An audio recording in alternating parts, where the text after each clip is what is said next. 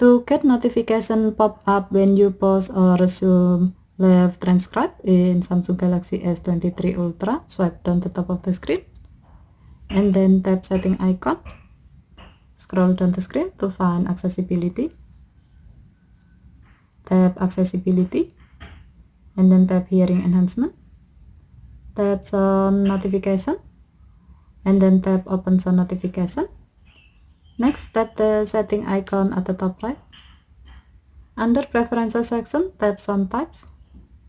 While the alert for sound notification is set to allow sound and vibration and pop-up feature is on, tap notification categories.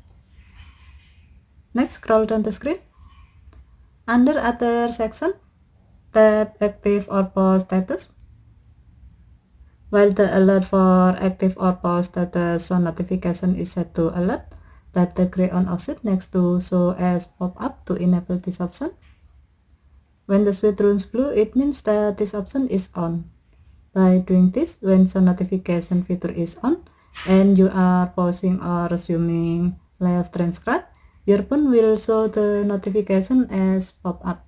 Okay, thank you for watching. Have a nice day.